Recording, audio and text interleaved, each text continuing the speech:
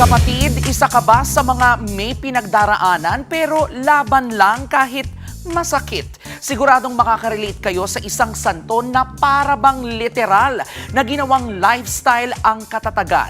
Walang iba kundi si Saint Sebastian na pinagdiriwang ngayon sa Tarlac. Si Saint Sebastian po yung nakikita nating imahe ng lalaking nakatali sa puno na para bang human target practice. Balik tayo sa history para malaman natin kung gaano katatag ang santong ito. Si Sebastian ay nabuhay noong 3rd century, panahon po ng Roman Empire. Ito ang era na kapag Kristiyano ka, abay illegal ka. Pwede kang hulihin, ikulong, pahirapan, and worst, patayin. Pero eto na nga, ang ating bida na si Sebastian abay hindi lang basta Kristiyano, opisyal din po siya sa Roman Army. You heard it right mga kapatid, nagtatrabaho siya sa loob mismo ng gobyernong umuusig sa mga gaya niyang Kristiyano. Kumbaga, sundalo siya sa umaga habang sa gabi, pasikreto niyang pinapalakas ang loob ng mga Kristiyanong preso. Pero ika nga, wala pong lihim na hindi nabubunyag. Nabuko si Sebastian. Kaya itong si Emperor Diocletian galit na galit.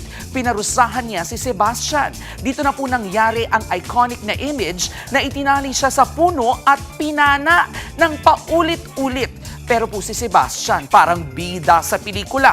Abay pinana na, nabuhay pa at nagka-second chance. Kung sa'yo nangyari yan, abay malamang nagpakalayo-layo ka na.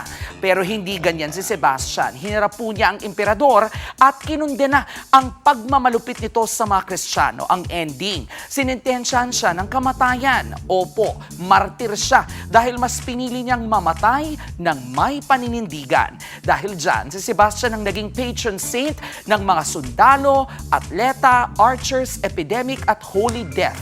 Kaya tuwing January 20, hindi lang ito simpleng pista sa mga taga-Tarlac. Ito po ay pag-alala sa isang taong tinamaan na, sinubok na, pinabagsak na pero bumangon pa rin. Kaya kung feeling mo pinupuruhan ka na ng mga problema, abay bumangon ka, lumaban ka. Si Saint Sebastian yarn na gaya ng K Alaman ay K Yamanan. K, okay.